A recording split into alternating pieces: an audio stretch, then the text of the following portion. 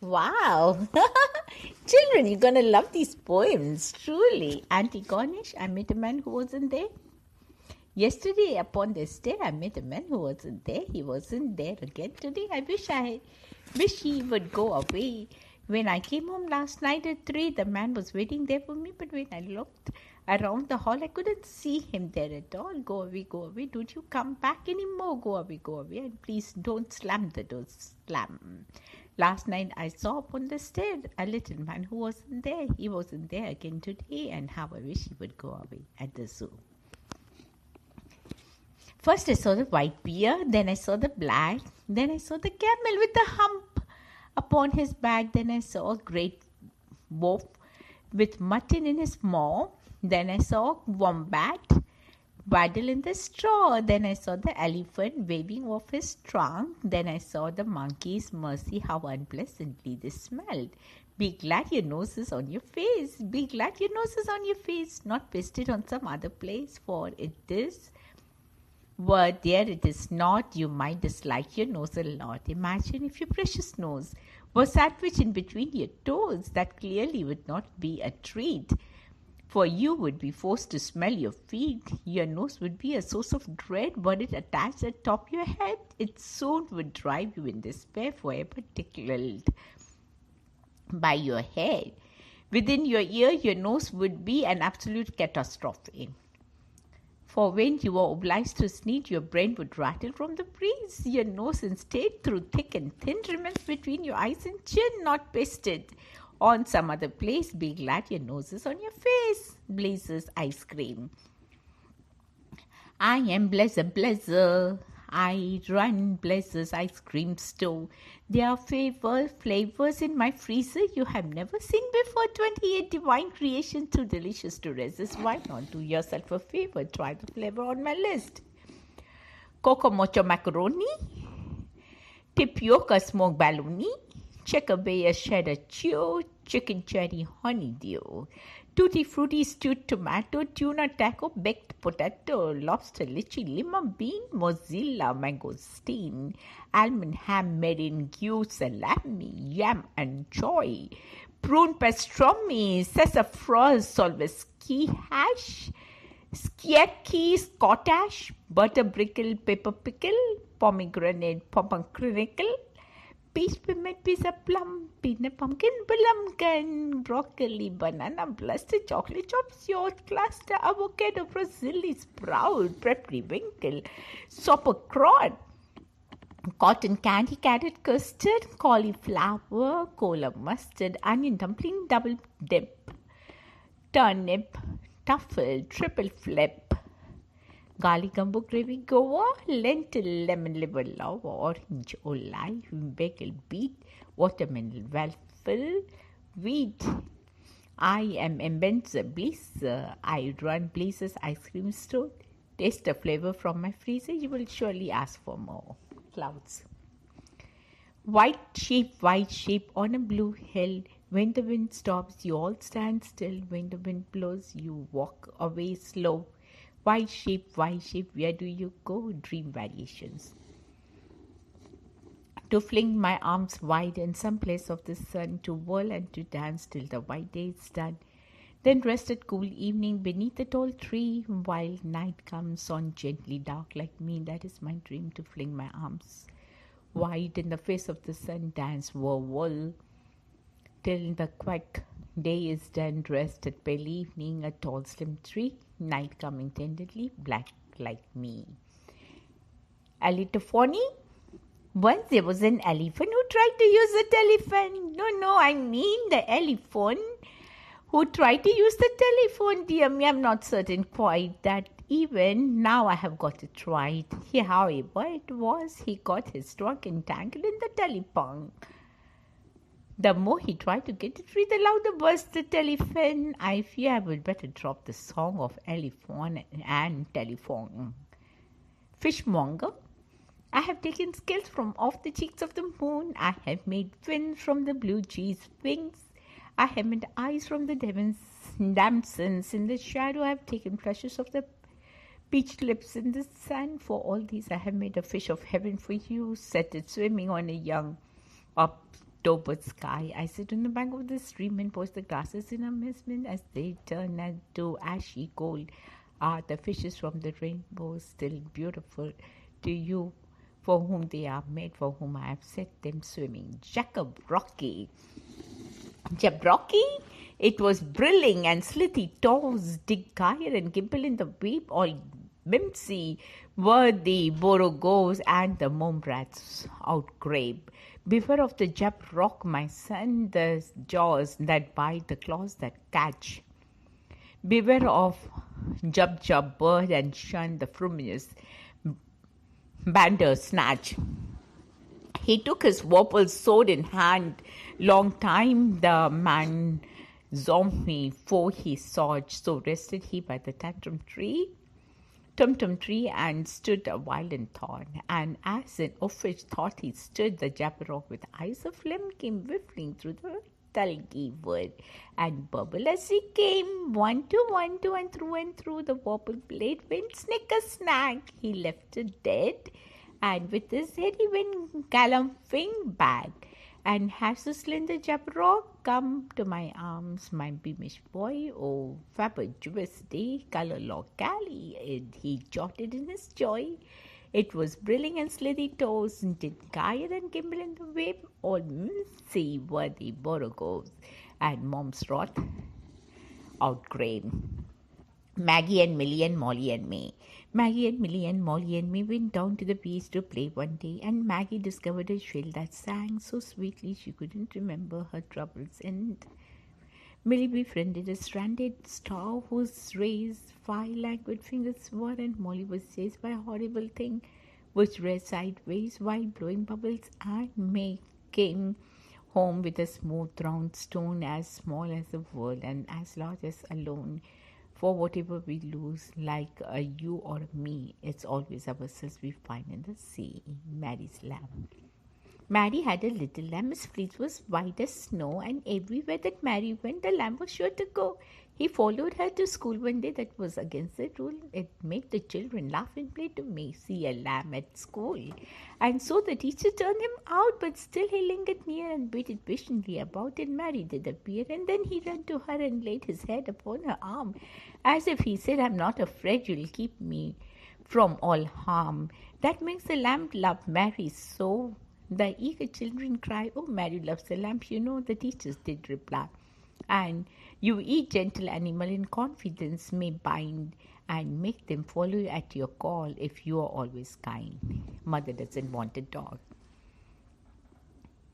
Mother doesn't want a dog. Mother says they smell and never sit when you say sit, or even when you yell, and when you come home late night they are is ice and snow and have to go back out because this dumb dog has to go. Mother doesn't want a dog. Mother says they shed and always let the strangers in the bark at friends and stayed, and so disgraceful things on drugs and track mud on the floor and flop upon your bed at night and snow their doggy snow. Mother doesn't want a dog. She's making a mistake, because more than a dog, I think she will not want the snake. My shadow.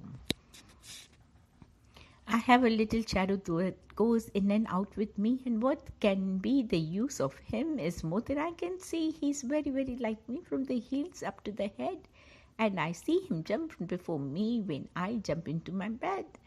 The funniest thing about him is the way he likes to grow, not at all like proper children, which is always very slow.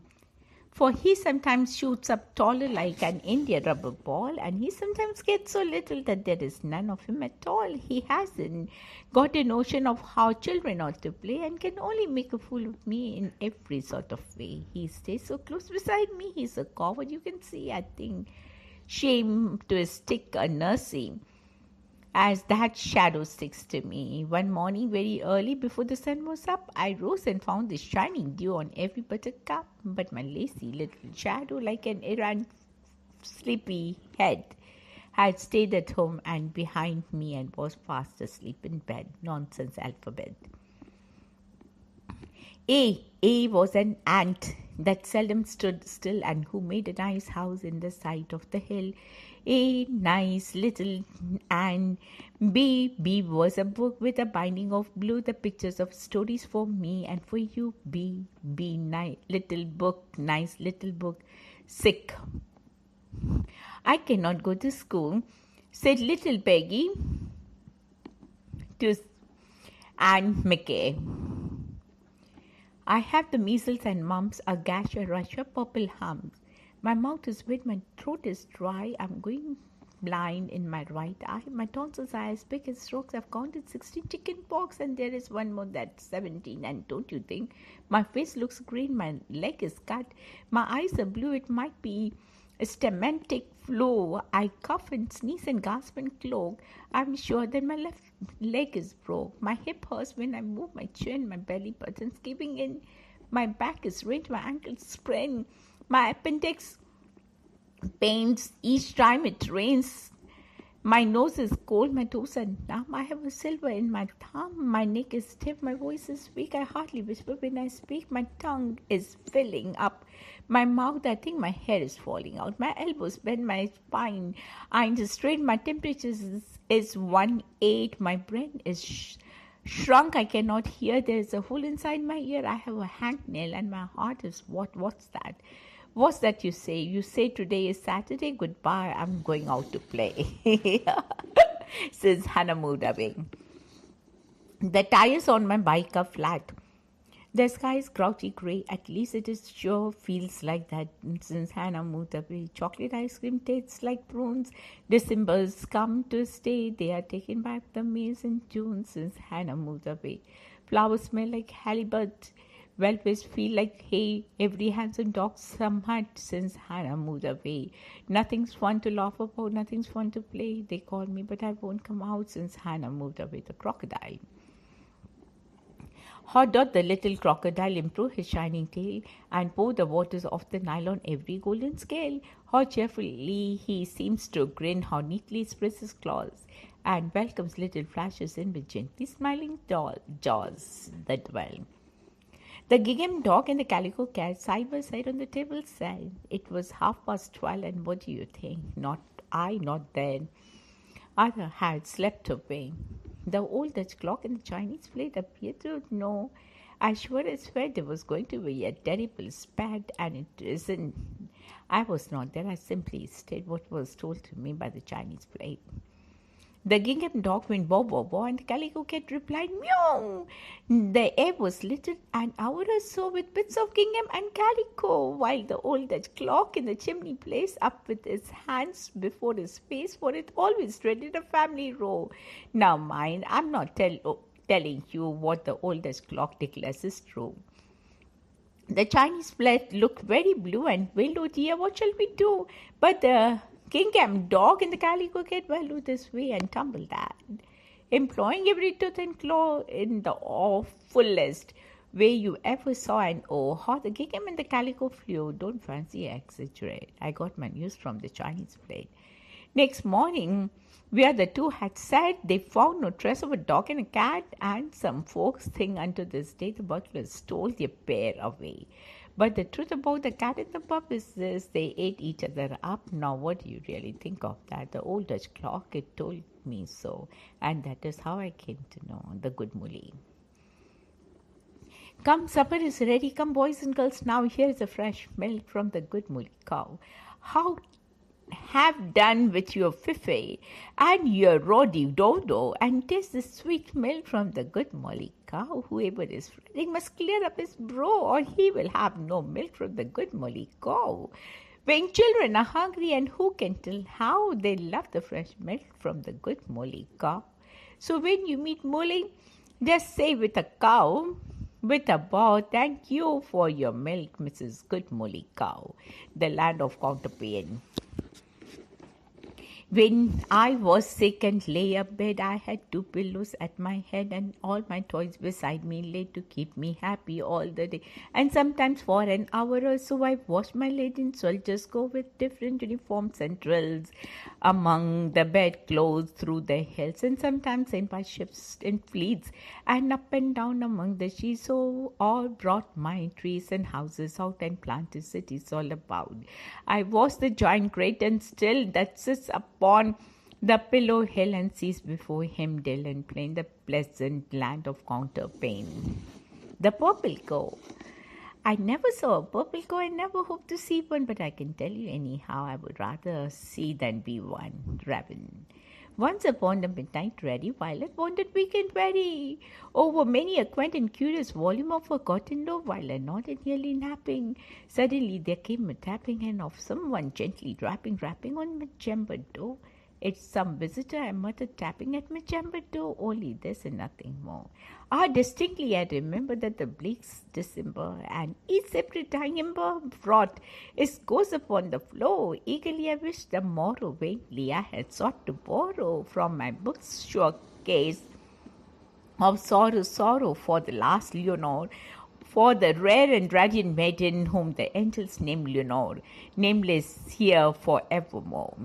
And the silken, sad, uncertain rustling of each purple curtain thrilled me, filled me with fantastic terrors never felt before, so that now it was still the beating of my heart. I stood repeating as some visitor entreating in trance at my chamber door. Some late visit entreating in trance at my chamber door, that it is, and nothing more. Presently my soul grew stronger, hesitating then no longer. Sir, said I, Madam, truly your forgiveness I implore, but the fact is I am napping, so gently you came rapping. And so gently you came tapping at my chamber door, that I scarce was sure I heard you. Here I opened wide the door, darkness here and nothing more. Deep into the darkness, peering long I stood there, wondering, fearing, doubting, dreaming dreams no mortal ever dared to dream before. But the silence was unbroken and the stillness gave no token, and the only word that spoken was the whispered word, you know. This I whispered, and an echo murmured back the word, you know, merely this and nothing more. Back into the chamber turning, all my soul within that mind burning. Soon again I heard the tapping somewhat louder than before. Surely, said I, surely that is something at the window lattice. Let me see then what thread. Isn't this mystery explore? This my heart is still a moment, and this mystery explore is the wind and nothing more. Open here I flung the shutters vain, with many a flutter and flirt. Is there stepped a stately raven on the saintly days of the year, not the least obeisance? Made he not a minute stopped or stayed he, but with the men of lord and lady, burst above the chamber door, passed upon the bust of pillars. Just above the chamber door, parson sat, and nothing more. Then his eponine bird begrilling my sad fancy into smiling by the grave and the stern of the decorum of the countenance it wore. Thou thy crest by shorn and shaven, though I said, art sure no craven, ghastly grim and ancient raven, wandering from the nightly show. Tell me why thy lordly name is the Knights of Polotian show, quite the raven nevermore. Much a marvel this uncannily fall to hear discourse so plenty. Though it sounds a little meaning, little relevancy, both, for we cannot help agreeing that no living human being ever yet was blessed with seeing bird above his chamber door, bird or beast upon the sculptured bust above his chamber door, with such a name as Nevermore. But the raven sitting lonely in the blessed bust spoke only that one word, as if his soul is that one word he did outpour, nothing further than he uttered. Not a feather then he fluttered, till I scarcely more than muttered. Other friends have flown before, on the morrow he will leave me, as my hopes have flown before.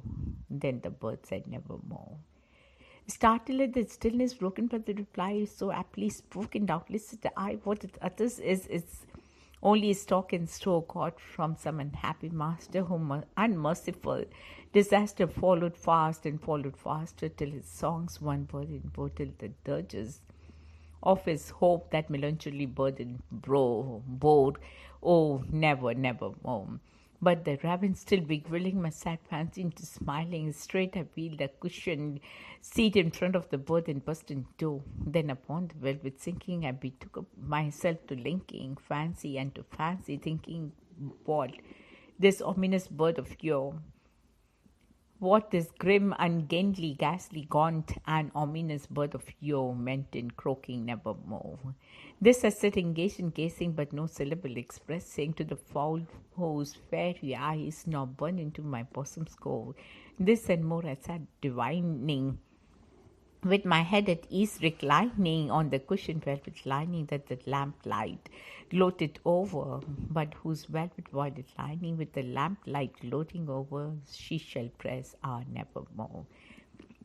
Then methought the air grew denser perfume with an unseen senses swung by seraphim whose footfall tinkled on the foot of the floor. Rachel cried the God hath lent thee, but these angels he hath sent thee. Respite, and nephen thee. From the memories of quaff this kind of nepenthe, and forget this lost, quoth the Reverend nevermore. Prophet said, I think of evil prophet is still if bird or devil. Whether tempest sent or whether tempest tossed thee here ashore, desolate yet all undaunted on his desert land enchanted, on this home by horror haunted. Tell me truly, I implore, is there balm in Gilead? Tell me, I implore. God the Reverend nevermore. Prophet said, I think the evil prophet still, if bird or devil, from the heaven winds above us, but that by that God we put the door. Tell his soul will sorrow leaden if within the distant adamant it shall clasp the scented maiden whom the angels named Leonore. Clasps were rare and radiant maiden whom the angels named Leonore. Caught the Reverend nevermore. Be that word of a sign, in parting bird of friend, I shriek upstarting, getting thee back into the tempest in the nice Plutonian shore. Leave no black plume as a token of that lie thy soul hath spoken. Leave my loneliness unbroken, quit the burst about my door. Take thy beak from out my heart and take thy form from off my door. Caught the Reverend nevermore, and the Reverend never flitting, still is sitting on the pallid burst of Palos, just above my chamber door, and his eyes have all the seeming of the demon that is dreaming, and the lamplight over him is streaming, throws his shadow on the floor, and my soul from out the shadow that lies floating on the floor shall be lifted nevermore. The tiger. Tiger, Tiger, burning bright in the forest of the night, what immortal hand or eye could frame that fearful symmetry? In what distant deeps of skies burnt the fire of thine eyes? Of what wings dare he aspire? What the hand dare seize the fire? And what shoulder and what art could twist the sinews of thy heart? And when thy heart began to beat, what dead hand or what dread feet? What the hammer, what the chain, and what one his was thy brain? What the anvil, what dread grasp, deadly terrors clasp, when the stars threw down their spears and watered heaven with their tears? Did he smile his work to see? Did he who made the lamb make thee? Tiger, burning bright in the forest of the night, what immortal hand or eye dare frame thy fearful mystery? Trees. I think that I shall never see a poem lovely as a tree whose hungry mouth is pressed against the sweetest flowing breast, a tree that looks at God all day and lifts her leafy arms to pray, a tree that may in summer wear a nest of robins in her hair, upon whose bosom snow has lain, who intimately lives with rain. Poems are made by fools like me, but only God can make a tree. We never know how high we are. We never know how high we are till we are called to rise, and then, if we are true to plan our statues touch the skies, the heroism we decide will be a daily thing. Did not ourselves a cupid warp for fear to be a king, winking, blinking, and nod. Winkin', blinkin', and not with night sailed off in a wooden shoe, sailed on a river of crystal light into a sea of dew. Where are you going and what do you wish? The old moon asked the three. We have come to fish for the herring fish that live in the beautiful sea. Nets of silver and gold have we, said Winkin', blinkin', and nod. The old moon laughed and sang a song as they rocked into the wooden shoe, and the wind that swayed them all night long ruffled the waves of dew. The little stars were the herring fish that lived in the beautiful sea. Now cast your nets wherever you wish. Never afraid are we. So cried the stars to the fishermen three, winking, winking, and nod all night long. Their nest they threw at the stars in the twinkling foam, then down for the same skies came the wooden shoe, bringing the fishermen home. It was all so pretty a sail it seemed as if it could not be, and some folks thought it was a dream they had dreamed of sailing that beautiful sea. But I shall name you the fishermen three, Winkin', Blinkin', and Nod. Winkin' and Blinkin' are two little eyes, and Nod is a little head, and the winking shoe that sailed the skies is a wee one trundle bed. So shut your eyes while mother sings of wonderful sights that be, and you shall see the beautiful thing as you rock into the misty sea. Where the old shoe rocked, the fishermen three, winking, blinking, and nod. Take out the trash. Someone else used to do this before, someone responsible, someone who loved me enough to protect me from my own filth piling up. So I am over 40 now and live alone, and if I don't remember, it's Thursday and rise with the cardinals and blue jays.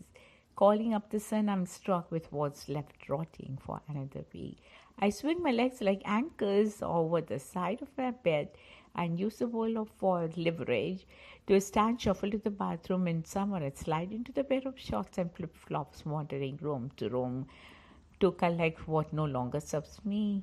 I shimmy the large kitchen bag from the steel canister, careful not to spill what's inside or rip it somehow and gross myself out. Sometimes I double back for insurance, trying loose ends together, clinching it tightly for the journey till combing through waves of dreams of spiders' handiwork glistening aboard the wheel container of the black patio, I drag my refuse down the driveway past the chrysanthemums and azaleas, the huge magnolia trees shading the living room from George's heat flattening hordes of unsuspecting ants in my path to park it next to the mailbox for merciful aid to take off my hands. It is not lost on me that one day someone responsible, someone who loves me enough will dispose of this worn, wrinkled container after my spritzos on.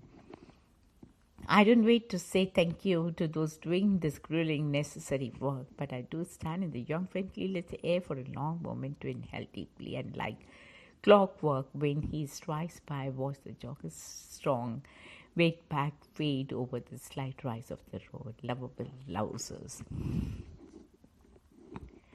In the hazy but because of the Arkansas of Europe, my puppies were scrawled in Swedish at 8 days past a minor Jewish holiday, not a week before the Cubs' most recent World Series victory, fall 1908. 10 years since Batman cursed his Cubs right out of their first shot of the National League pennant on since 1908 Chapless existence. Bartman won't take your call, so any major network news organ and the Sun Times publish his very address to find out waiting him lunch hour and both. And Bart to become infamous on Chicago's north side when you deflect the ball out of the Moises Allo's waiting club is a challenge. We are assured Cubs fan Barton, healthy and employed, is still in Chicagoland.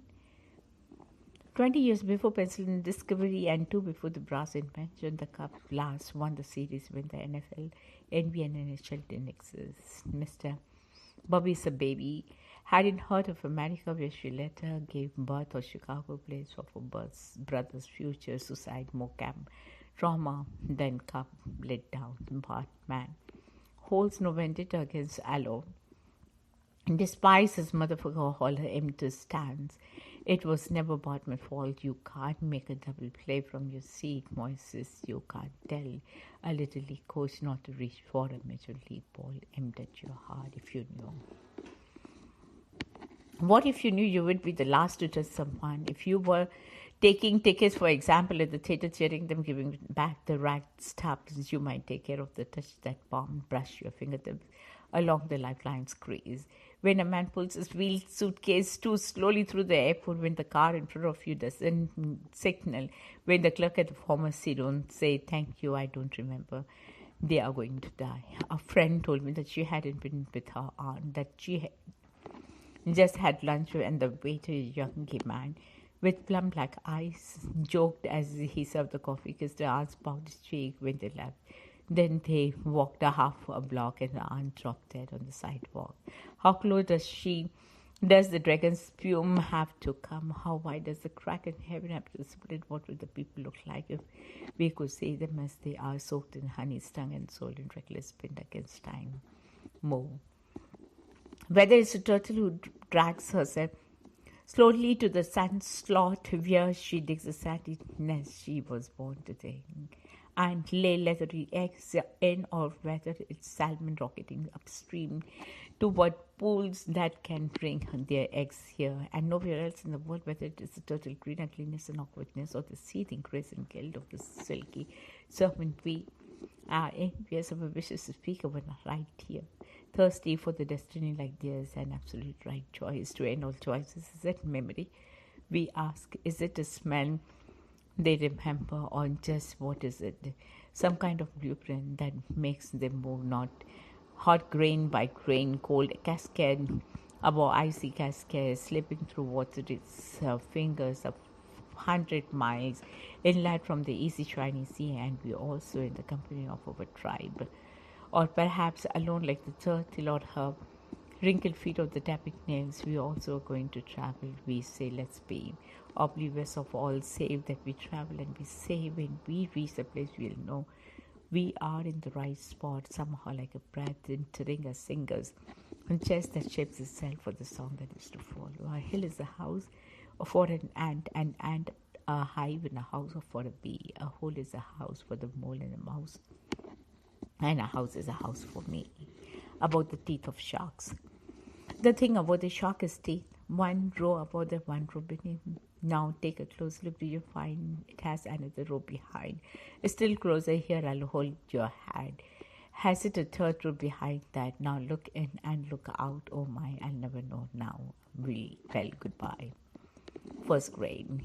In the play, Amy didn't want to be anybody, so she managed the curtain. Sharon wanted to be him, but Sam wouldn't let anybody be anybody else. He said it was wrong. All right, Steve said, I'll be me, but I don't like it. So Amy was Amy, and we didn't have the play, and Sharon cried. Valentine. Chimpanzees jump and green snakes slither, rather burst than not be with her. Bluebirds fight, but bears are stronger. We have got 50 years or longer. Hop toads hop, but hawks are fatter. Nothing else but us can matter. Adventures of Isabel. Isabel met an enormous bear. Isabel didn't care. The bear was hungry. The bear was hungry. The bear was ravenous. The bear's big mouth was cruel and cavernous. The bear said, Isabel, glad to meet you. How do Isabel, now I'll eat you. Isabel, don't worry. Isabel didn't scream or scurry. She washed her hands and she straightened her hair up. Then Isabel quietly ate the bear up. Once in a night, as black as a pitch, Isabel met a wicked old witch. The witch's face was cross and wrinkled. The witch's gums with teeth were sprinkled. Ho, ho, Isabel, the old witch crowed. I'll turn you into an ugly toad. Isabel, don't worry. Isabel didn't scream or scurry. She showed no rage and she showed no rancor, but she turned the witch into milk and drank her. Isabel met a hideous giant. Isabel continued self-reliant. The giant was hairy and the giant was horrid. He had one eye in the middle of his forehead. Good morning, Isabel, the giant said. I'll grind your bones to make my bread. Isabel didn't worry. Isabel didn't scream or scurry. She nipped the zwig back that she always weighed off, and when it was gone, she cut the giant lid off.